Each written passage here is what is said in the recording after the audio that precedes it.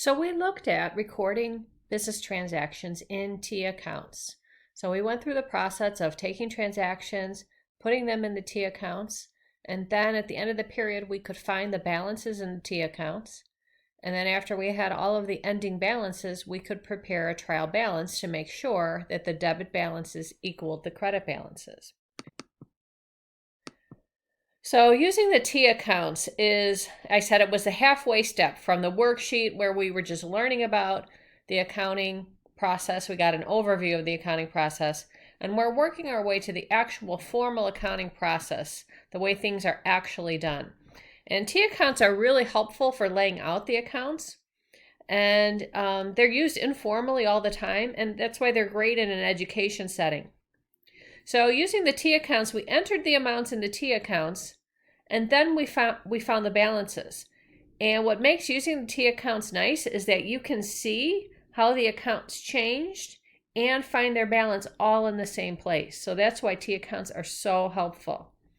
After we found the balances, then we prepared the trial balance. Well, the actual formal accounting process, we don't enter the amounts in T accounts. We are going to record journal entries in the general journal. So that's the first step. After we record journal entries in the general journal, the second step is we post to the general ledger. And posting means transferring the amounts from the general journal to the general ledger. So you kind of think of it, back in the olden days, there were two books. One book was the general journal, one book was the general ledger. Okay. The general journal is where we recorded what happened. The general ledger is where we find the balances. Okay. And we do that by posting, moving the amounts from the journal to the ledger. The third step is actually preparing the trial balance, and that's done the same way we talked about when we were talking about the T accounts. So these T accounts, as I said, they're a shortcut method of recording transactions. They're really nice. We're going to work with T accounts all throughout the course just because it's faster and easier, because you can see the change in the account and the balance all in one spot.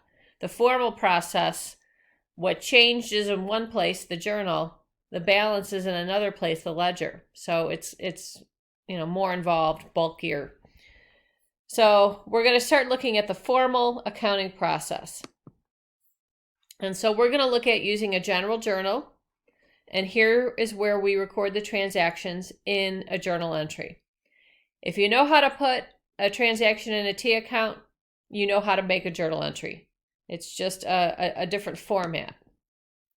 So here's what the general journal looks like, right? If we think it as a book, and here's a page, and here are the columns in the general journal. When we make a journal entry, we start with the date. And then if we have journal entries occurring in that same month, we can just put the date, the day. We don't have to keep copying the month.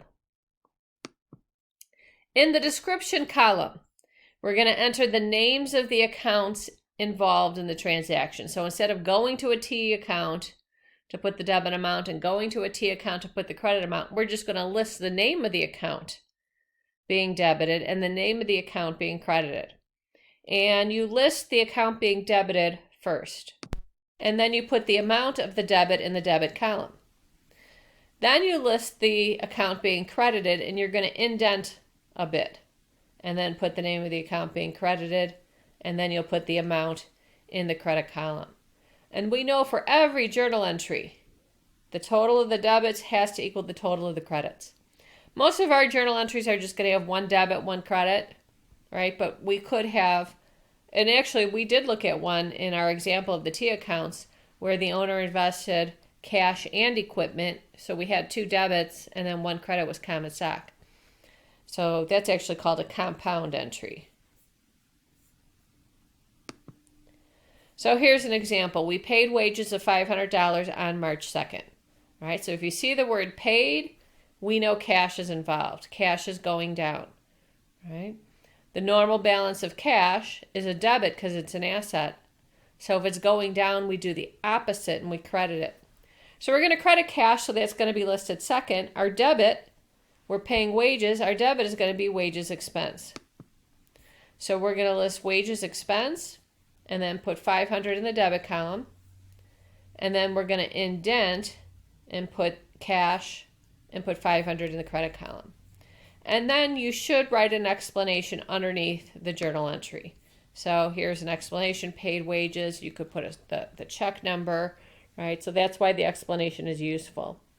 In my accounting lab, most of the time there will be a drop-down box and you have to select the explanation.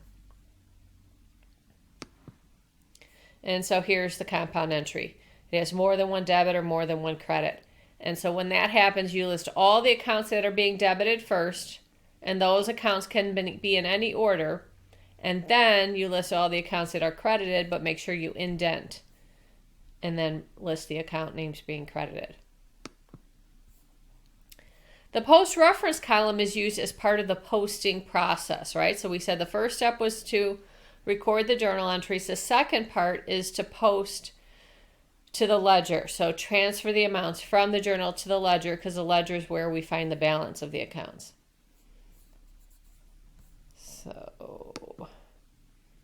So there's our definition of posting. We're transferring the information from the journal to the ledger. And so every single account is going to have a spot in the general ledger where we track the changes to the account and keep track of the balances. Okay. So you'll have the account name and the account number, right? And so this is where that numbering system comes into play, right? Where we said all the assets, the account number starts with a 1, liabilities, account number starts with a 2, etc. And so when we're moving the amount from the journal entry, right, we start off with a date. We entered the date the same way we did in the general journal. The balance account, the item account, I guess I should go back. Typically this is left blank. Most of the time, we don't put anything in the item column. There's only 3 situations where we do put something in the item column. If we are entering a beginning balance, you'll put balance in the item column. Next chapter, chapter 3, we'll talk about adjusting entries. When we post those entries, we'll put adjusting in the journal entry. In the item column. And then in chapter 4, we're going to learn about closing entries. When those gets posted, we put item in the closing. We put closing in the item column. The rest of the time, we leave it blank. So the things we're posting from our chapter 2 transactions, just our regular operations, those transactions, we're just going to skip the item column. So here we've got a journal entry we need to post. I'm going to assume we've already posted wages expense, and we're going to look at posting cash just because we can look at the balances easier, right? We know with wages expense, it's always going up. Okay. Cash can be going up or down. So that's why it's a better one to illustrate. Okay, so we enter the day in the day column, and then we move the amount. It was a credit in our journal entry. That's what we're posting. We credited cash for 500. Okay. So that's what we've posted. We've transferred that amount. We put the page number, and actually, I think in my accounting lab, they want you to say J for the journal, page 1, right? Because if we go back and we look at our journal, it's page 1 of the general journal. So it actually should say J1 as our reference, because we want to say, where did this $500 credit come from? You can go to the general journal page 1 and you can find the journal entry on March 2nd where we credited cash, so we can go back and find where that amount came from. Then we want to find the new balance in the account. So we had $10,000 in cash, and then we paid wages, so we credited cash. Cash went down. So the new balance in the account is going to be $9,500 after we pay the $500. So that's what you do. Just like in the T account, we look at the total of the debit column and the total of the credit column, and we subtract. That's what happens when you find the balance in the general ledger. We look at what the prior balance was, and we compare what we're posting. So it had a debit balance. We posted a credit. We compared the 10,000 debit and the 500 credit. We subtract to get the balance. And then the balance stays in the debit column because the debit was higher, right? And really, you think about it, cash has a normal balance of debit, so it should have a debit balance, right? A credit balance would mean you had a negative amount of cash, which could happen if you bounce a check, right? But it's probably not going to happen. That's why this is the normal balance, right? If we had another journal entry, say on the 4th, where we received cash and we had a debit of cash of 100, then our balance would become a 9,500 debit balance, and a 100 debit balance, debit being posted would be a 9,600 debit balance, right?